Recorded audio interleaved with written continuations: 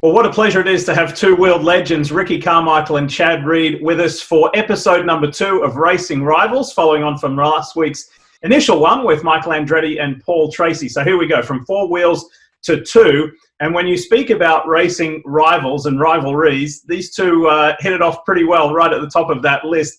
Even as recently as last night, folks, when we were on a 3-way text trying to coordinate today's Zoom interview, there was still banter going on and competitiveness about some esports racing that Ricky and Chad were going to do together. So I don't know. I haven't flipped a coin. RC, you're at the top of my screen as I'm looking at it. So you can go first.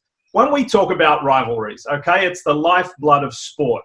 So right now, you two are quite good mates, and there is a lot of mutual respect.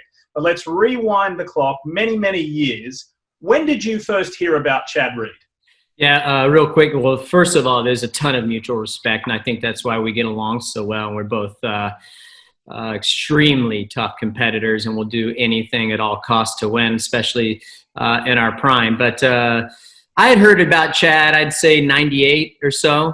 And then, of course, there was some serious talks 2001, I believe it was, and I knew that I had heard that Eric Kehoe, the team manager of HRC now, was trying to recruit Chad. And then of course, he comes in, and 2002, and just absolutely comes out of nowhere, caught a lot of people off guard in the 250 class, dominated the East Coast Championship. I think he raced a couple 450 rounds also. But at the same time, like, I wasn't paying attention to him too much on the 450 side, just because he wasn't in it for the championship, and I had my hands full with the other guys at the time. But I can tell you this much, come 2003, I didn't do the European races, the world races, and Chad did. Factory Yamaha ended up going over there. And my mechanic at the time, Mike Gosser, came over. Or he wasn't my mechanic at the time. He later was that year. But when he came over at the end of December, he's like, "Hey, guys, you better keep your eye on Chad." The guy was toting the mail there. I'm like, okay. And I was fully anticipating David Vielman to be the guy that year. And he completely caught me off guard. There's no doubt about it. How about for you, Chad? When was the moment in time, was it mid-1990s, early 1990s, where you knew about even RC as a junior in America? Did you have a target on his back then? Yeah, I mean, obviously, anyone that grows up in the sport, whether you're from America or from, Aussie like I was, you're forever, you're looking to America. And, Ricky was a big part of that. My cousin Craig Anderson, 5 years older than me, came to Loretta's, Ponca City, 95-ish, maybe 94. Ricky was obviously younger than him, but the Wyndhams and things like that. So, so then back in those days already, you were starting to follow, the Terra Firmas and see little Ricky Carmichael, and which brings me up, man, your little chubby Ricky, dude, you look good. Do I need to be worried about when we go back racing that you're going to come back? You know better than me. I like my cocktails too much and the good times on the boat. So did they cut you just to vodka waters now? I'm trying to get you on my schedule so we can have more fun, man. Nah, dude, you look good. Congrats. Thanks. But back in those days, you see all that stuff, you follow it. Ricky went pro in 97, I believe. I went pro a year later in 98. And I was an Oakley athlete, and a lot of the information that I was getting fed was through Oakley. And, the number one thing was how much gas he burned, how much he rode. And honestly, I just took that as real information and just rode my butt off, burned what do we call 5 gallons, so basically 10 gallons of gas a day, wouldn't leave the track until I burned through, two fuel drums. And then, here we are all these years later. When I was in the lights class in 2002, obviously my main goal and my main task was to try to step up to the big bike the following year and take on Ricky. But yeah, I was always a fan. It's funny. I had his big Oakley picture when he was number 70, big old pancake crust up, famous poster. I had that in my room, and so I was always a fan. Although we were rivals and we definitely had some heated moments, there was always a deep rooted amount of respect. And I've spoken to a lot of your peers about this, and that is the one thread that goes through the whole topic of discussion of Carmichael versus Reed versus Carmichael, is that element and that depth of respect. Ricky, when was it that that the moment came where you thought, this kid from down under is going to push me, and it kind of went over from looking at him or noticing him to this is now a rivalry? Oh, certainly for me, 2003. I mean, that was honestly, it was probably for several reasons, not just because Chad was kicking my tail many weekends in a row, especially the latter part of the Supercross series.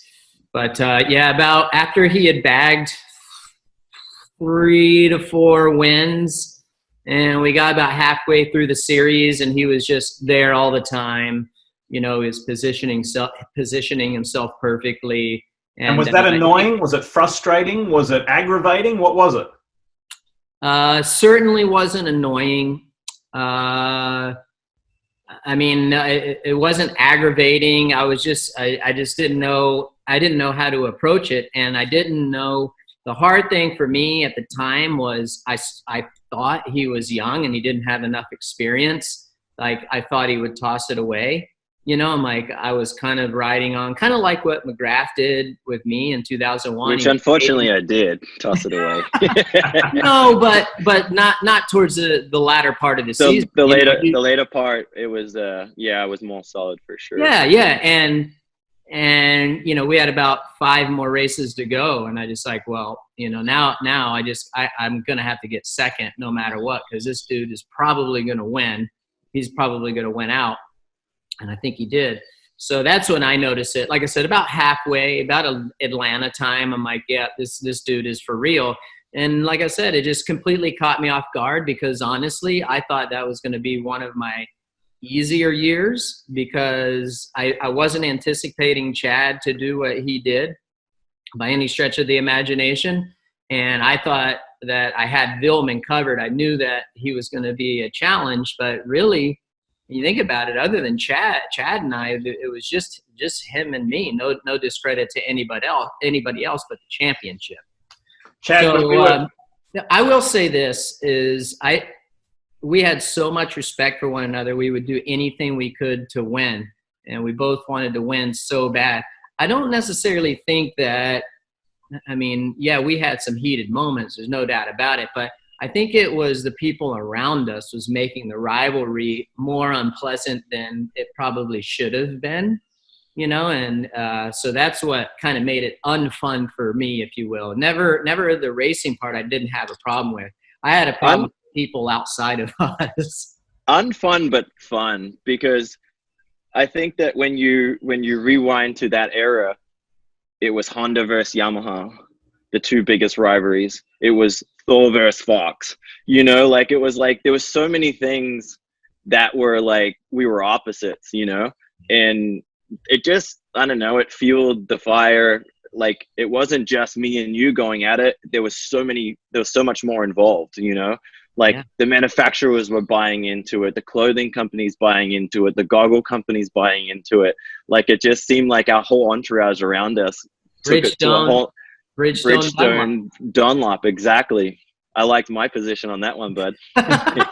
Yeah, there's no doubt. I mean, and I mean, Chad he had everything, Lee. I mean, from the tires to the manufacturer. I mean, if there was one bike you wanted to ride, that was the one. I mean, my bike was good, don't get me wrong. But yeah, I mean, Chad was just super lethal on that machine, and that, I mean, he had timed it perfectly. He had did his homework, and he was where he needed to be to give him the best shot to win, for sure. And that made it hard as well.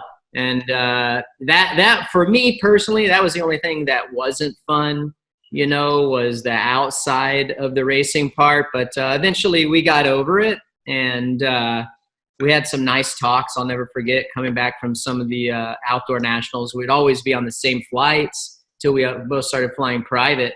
We'd be flying Delta all the time, and we'd be on that whatever city we were in to Atlanta, and then we'd go our separate ways. And yeah, it was just like, I can't remember where we were coming from. Maybe Unadilla, and we just had a little talk, and it was like, man, this is kind of silly. Not in these words, but it's like, you know, hey, this person said, we just had a mutual agreement, like, let's just move on down the road and race each other fun and enjoy ourselves. So, Chad, earlier this year at Anaheim at A1, and you've already done the Oz SX tour, very emotional, announced that this will be your final season. Then we go to A1, you do the press conference. Again, it's an emotional experience. You're going through this emotional roller coaster. So then we get to race time, and it's the rider introductions, and, of course, something that you got to go through. How many did you do it? 10 times, I think, this year. You're last, and it's this amazing build-up. And it was really special for me, not only to be calling, 3 of your last season's races, but being alongside RC and watching him watch you and receive all of that adulation. And then after it was over, and also on the broadcast, Ricky saying, there's a dude who I used to lose sleep over, and I'm here with you, and he's still out there, and he's still going, absolutely giving you the biggest props. My question is, how much sleep did you lose over Ricky Carmichael? A lot of sleep, for sure. A lot of sleep, but it was so motivating, like you always, the thing that I will treasure the most when all is said and done, and we're really old and washed up and sitting in the booth or on an airplane talking, or a hotel lobby, is the fact that, like, every time you showed up, you knew Ricky hurt, sick, off his game, he was always going to bring his 100%, and that just fueled you to work your butt off, never give up. And honestly, like, a lot of people talk about, I rode through injuries and all these kinds of things. And it was really, I did it in the fear of not doing it and staying home and letting Ricky win. It was the pain to ride through the injury was far less than watching Ricky win easy, so the goal was always just to try to bring your 100%, whether you were 100% or not. And that was something that I really learned from him, and kind of just try to bring it week after week after week. And I enjoyed our rivalry and the fact that there was always jabs, and that hasn't ended. We're friendly, but it's like those jabs are still there. We still give them to each other. And that's, I don't know, like, I grew up in that. As an Aussie, you're always busting your mates' balls and everything like that. And that's, like, Ricky's kind of wired that way. So we get on actually quite well because of that. Hey, Reedy, don't trust me, dude. I bust Leigh too, because he was getting after me. He asked me if I brushed my teeth before the broadcast in A1. I'm like, what are you talking about? Brush my teeth. So then I started messing with Leigh. I'm like, dude, you didn't do a good job brushing your teeth. You got a little spot right there. And I was busting him about a pocket square. So I started bringing him extra pocket squares to spice things up. Chad, he was competing with me on sports code. So even though he's not throwing a leg over the bike anymore, the competitive edge in Carmichael is still there. I like it. Yeah. So what Chad was talking about, guys, everyone viewing this awesome time that we're doing right now, is we were going back and forth with Leigh, trying to organize this interview, and I was giving Chad a hard time about I had gotten a sim, just kind of got it going, and he was saying that he couldn't do a time that Leigh wanted to do with us today because he had a GT3 race on iRacing, and I said, well, I just got mine, and he was making fun of the equipment that I got, and I was busting Chad. So who gave you that? There's no way you paid money for that thing. You believe it or not, I paid money for it. I know. Wow. I'm tight. I'm tight, but I did break down. This guy made the money he made, and he is the tightest person I know. Let's turn the page on this a little bit. Not talking about each other and the rivalry between the two of you. Ricky, describe your rivalry with James Stewart in a nutshell.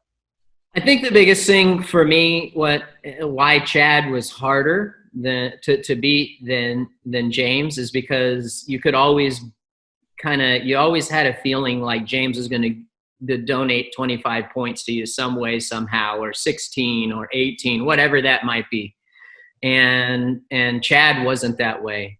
Chad, you knew he was going to be on the box regardless. So my rivalry with James was not quite as tense, just for the mere fact, number one, he was younger, and I was kind of phasing out at the time. And honestly, the rivalry between Chad and I was so strong that the rivalry between James and I never had a chance to build. It really didn't. It's almost like he was kind of coming up. He was still a rookie, and Chad and I, we were so focused on being up front every single weekend, and we were doing our thing. So that rivalry between James and I never really got strong like say Chad and James's rivalry did. So, and I've known James since he was 5 years old. He would come up to Tallahassee and ride during the summer. So it was much different. I knew his family for a very long time before James even started racing. So completely different.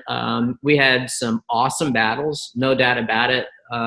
But to me, it was never the rivalry wasn't near as strong as myself and Chad for those reasons. So, Chad, pass the baton to you. How was it with James Stewart? Yeah, I mean, obviously with James, it was a different rivalry. It was, he was younger than us, but I kind of had to deal with him from the get-go. I was 19 when I came to America, and he was just 16, and he was a rookie.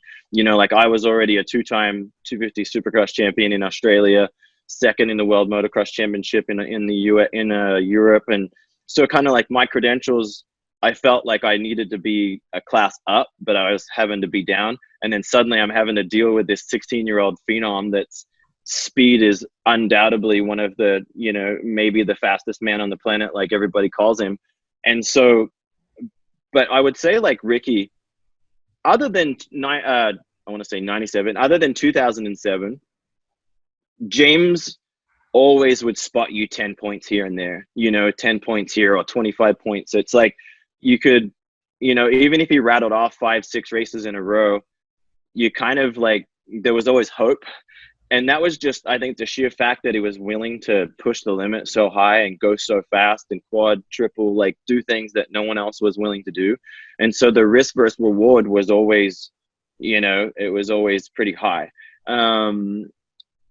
2007, that combination of him and his bike and whatever he had going, he was unbelievable in 07. Every other year it seemed like we were matched, like I would have my days, he would have his, but you could kind of rely more on him spotting you some points here and there. So then the overall championship, maybe the numbers didn't, maybe he won more races, but he would give up some races along the way. And that was what I had to rely on, I wasn't willing to die, to 25 points was important to me, but so was my health. And some of the things that he did was quite unbelievable, but, I don't know why it became more personable with him, like it didn't, like I always had respect for him. I think that you put him and I in a room and we were completely okay. But the entourage, like that we talk about with Ricky and I, that really just took another level of it was kind of like what Ricky did and what we did. And he kind of took it one step more, in that direction, and the people around him and, maybe the family being, there and stuff like that. It just seemed like it was more like that. There was hate there. Though I never truly I honestly don't know that I could say, oh, man, I hated him. I hated some of the things he did on the racetrack because I didn't want to do them. But as an individual, I didn't necessarily have the hate for him, but it was really intense, between him and I, and more personal. So, Ricky, we're going to wrap things up here. We're going to come to you, and then Chad can have the last word, seeing how you had the first word. I want you to finish the sentence for me. Chad Reed is one of the most tenacious fighters, racers, champions that I've ever met, ever raced against. The dude will do anything. He is spot on. His race strategy is unbelievable. His race IQ is one of the highest that I've ever seen. and I have a lot of respect for the guy. You miss racing him? Not one bit. I missed a rivalry, but guys like Chad they're so hard to beat. Sometimes it makes it not fun. All right, Chad, for you, same rules. Just finish the sentence. Ricky Carmichael is? You know, I go with his name. I think he's the greatest of all time in numbers. You know, I get asked this all the time, you know, with Rick, you know, with Jeremy being the king of Supercross and Ricky being called the greatest of all time. I've never personally rode or raced an individual that is so unbelievably strong, even on his down days. And that's what Ricky made. I mean, the numbers alone don't lie. But that's what made it so impossibly difficult. You know, like, I feel like separate Supercross, because Supercross, I feel like I had a shot.